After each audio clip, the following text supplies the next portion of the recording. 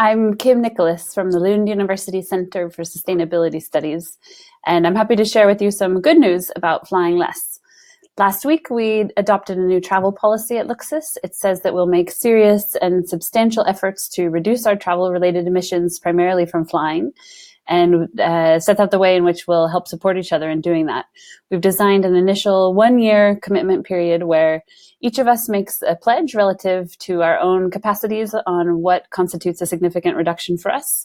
We have a norm now that we prioritize ground travel with a 12-hour travel radius from where we are and nationally within Sweden, and preferably within all of Europe. So we really want to commit to train travel where feasible, thinking about how to reduce our flying overall to make the best use of our time in flights that are necessary for fieldwork or other really important parts of our mission, that we make the absolute best use of that time and combine it with other beneficial activities for our careers and the institution.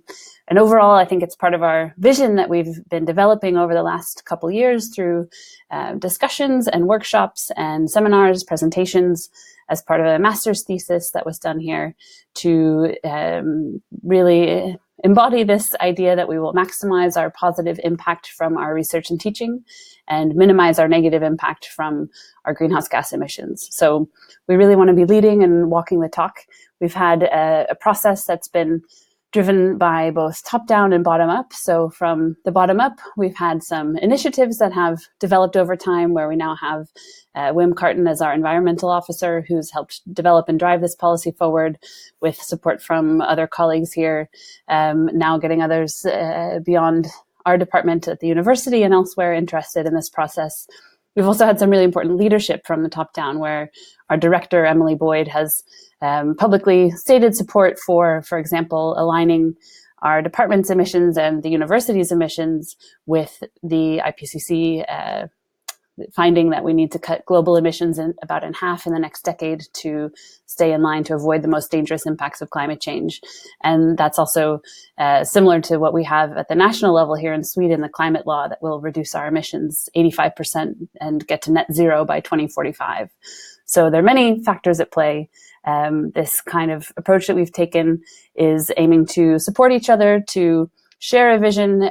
We don't know exactly the pathway that we'll take to achieve it, but we will support each other in doing so. Everyone will make an individual pledge and receive feedback through tracking our emissions and monitoring how that's going. After the first year, we'll reassess and make new commitments and see how we go from there. It's kind of a microcosm of the international process from the Paris Agreement. So we expect to learn a lot from that process as well as from each other and participating in it. I'll send a link with some examples of how the pledges can be formulated and what our travel policy looks like. I hope that can be helpful to others in possibly adopting something similar or developing or pushing forward good practices you're already doing. We've tackled this on the practical level, trying to look at ways to make train bookings easier and improve our teleconferencing facilities. On the political level, we recognize we're part of bigger systems that have incentive structures from funders and careers. So we want to align and push to change those norms and requirements. And also on the personal level, to support each other in doing our best and learning from each other and trying to define success not by our air travel miles, but by aligning our behavior with our values and helping lead by example. So I hope this is useful to you. And if anyone wants to get in touch, I would welcome hearing from you. Thanks very much.